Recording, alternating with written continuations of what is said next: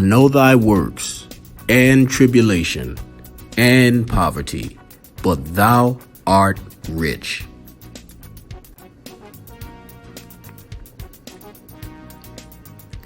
Welcome to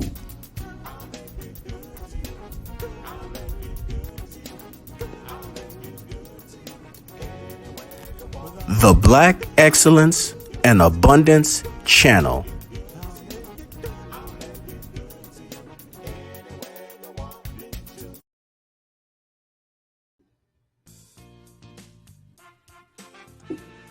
It has been said that there is no evidence of slave ships in America, and that the slave trade did not even happen, believe it or not. Well, today we are going to look at actual evidence in the form of artifacts and proof that yes, the slave trade did indeed exist. The fact that there is very little evidence of slave ships ever hitting the shore of America proves absolutely nothing. Let's face it, where is the evidence for the Ninta, the Pinta, and the Santa Maria? I don't see it. The truth of the matter is, many of the slave ships were actually destroyed on purpose to hide evidence, and ships from that era have all but been destroyed. The Henrietta Mary carried a crew of about 18 men. It was probably built in France sometime in the 17th century. The ship was put to use in the transatlantic slave trade, making voyages carry Africans to slavery in the West Indies. On its first voyage, in 1697 through 1698, the ship carried more than 200 people from Africa that were sold as slaves in Barbados. In 1699, the Henrietta Mary sailed from England on the first leg of the triangular trade route with a load of trade goods, including iron and copper bars, pewter utensils, glass beads, cloth, and brandy. It is known to have traded for African captives at New Calabar on the Guinea coast. After leaving Port Royal, the ship headed for the Yucatan Channel to pass around the western end of Cuba, the preferred route for all ships. The Henrietta Mary wrecked on New Ground Reef near Key West, Florida. There were no survivors, and the fate of the ship remained unknown for almost 3 centuries. The wreck was found in 1972 during a magnetometer survey by a boat operated by a subsidiary of Mel Fisher's Treasure Salvers, Incorporated. 2 anchors and a cannon were found on the first visit. The wreck was visited again in 1973. Some artifacts were collected from the wreck, including bilboes. Bilboes are iron shackles that are used to restrain the kidnapped Africans. When they realized that the wreck was likely a slave ship, not a treasure ship, the company reburied the artifacts in pieces of the ship's hull that they had exposed and left the site. These are artifacts taken from the Henrietta Marie, a bilboa. These chains were used to shackle the feet of the enslaved Africans.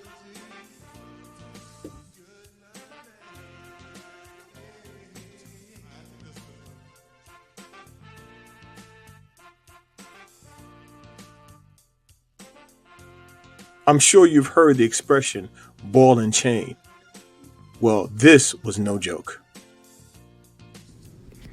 The Henrietta Mary wreck has yielded more than 7,000 objects and more than 30,000 glass beads, the largest collection of artifacts known from a slave ship. They have contributed greatly to our understanding of slave ships and the slave trade. Parts making up more than 80 bilboes have been found at the wreck site. As bilboes were typically used to shackle pairs of slaves together, the ones found at the wreck site could have restrained more than 160 slaves. Other items found at the wreck site could include trade goods apparently left over from the trading for captives in Africa. In May 1993, the National Association of Black Scuba Divers placed a memorial plaque on the site of the Henrietta Mary. The plaque faces the African shore thousands of miles away and has the name of the slave ship and reads, "In memory and recognition of the courage, pain, and suffering of enslaved African people. Speak her name and gently touch the souls of our ancestors." Dr. Colin Palmer stated the story ends in 1700 for this particular ship, but the story of what the ship represented continues today. He says, the importance of the Henrietta Mary is that she is an essential part of recovering the Black experience, symbolically, metaphorically, and in reality. Another great discovery was the slave ship Clatilda. Researchers have finally located the last U.S. slave ship, the Clatilda, at the bottom of the Mobile River in Alabama. The announcement came after the publication of Zora Neale Hurston's lost interview with a survivor of that ship. And just a month after a scholar discovered the last Clatilda survivor, his name was Cujo Lewis, and he lived until his 90s. Ladies and gentlemen, Mr. Cujo Lewis, one of the last survivors of a known slave ship here in America. This man's name should be known by every person in America. Mr. Lewis, we honor you here on the Black Excellence and Abundance channel.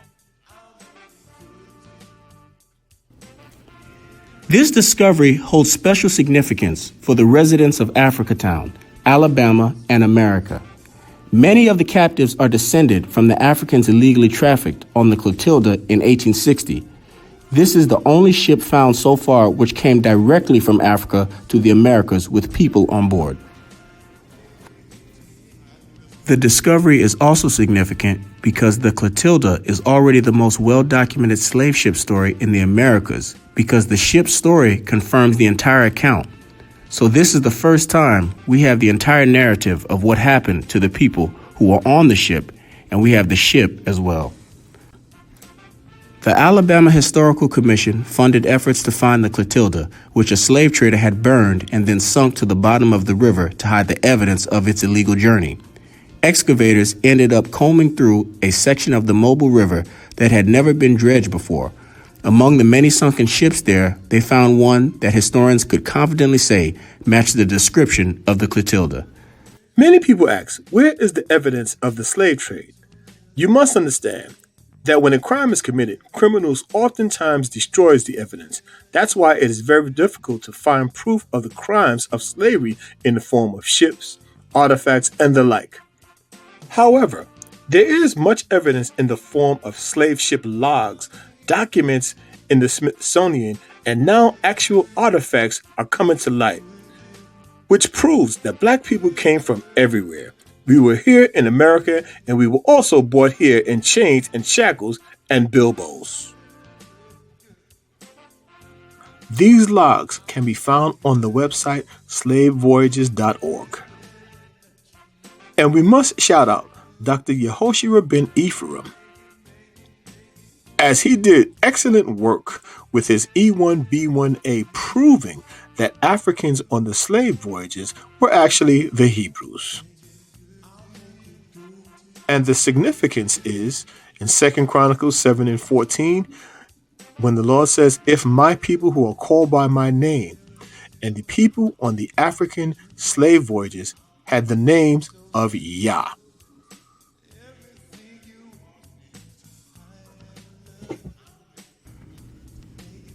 The more than 100 African children, teenagers, and young adults on the Clatilda arrived in Alabama just 1 year before the Civil War.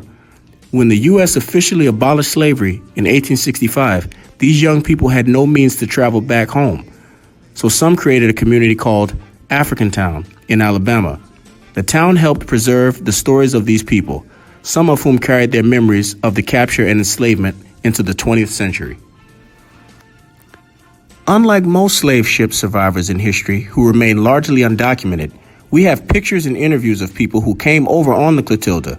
We even have film footage of the last known survivor, a woman born with the name Ridoshi, who went by Sally Smith. When Zora Neale Hurston interviewed Cujo Lewis, a founding member of Africatown in the 1920s and 30s, he could still remember the disorienting trauma of being captured and enslaved at age 19. Ladies and gentlemen, Miss Ridoshi, another one of our ancestors who survived the slave voyages, whose name we all should know. We honor you, Miss Ridoshi. It's not clear what will happen to the Clatilda's remains, but residents of Africatown hope to highlight it in a way that draws tourism and business. One option is to create a water memorial that people can visit, like the one commemorating the USS Arizona in Pearl Harbor. The recent discovery of the remains of the last slave ship to the United States is bringing hope of revival to Africatown.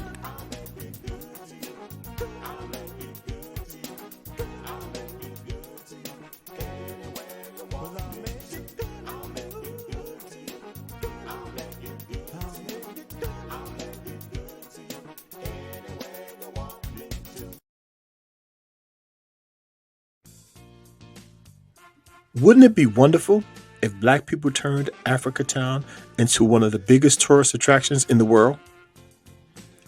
We have the ability to turn Africatown into a booming economy in no time at all.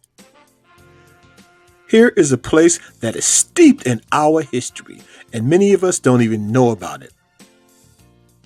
This is something that I pray happens. We have the power to do this. And if people can do it anywhere, we can do it as well. Lorna Wood's great-great-grandfather, Charlie Lewis, was brought to Mobile on the Clatilda. Now she tells his story as a volunteer with the local history museum. Quote, "I tell people they didn't come here as free men.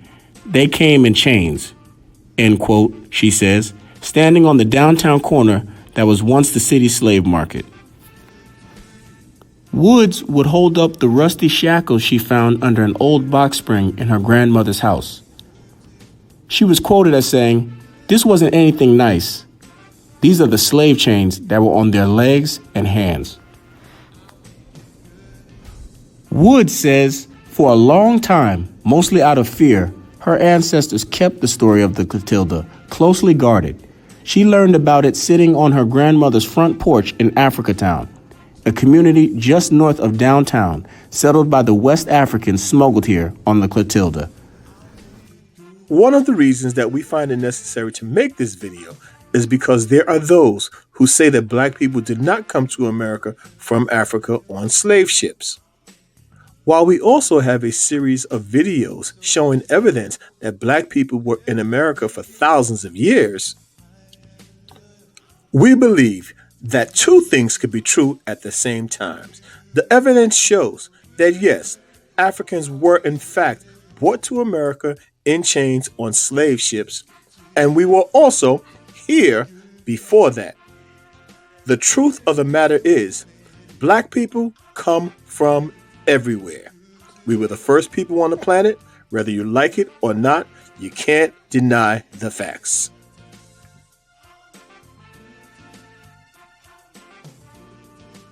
The Black Excellence and Abundance Channel, where Black history is every day. Thank you for watching. We ask that you please like, comment, share, and subscribe. And remember, thou art rich.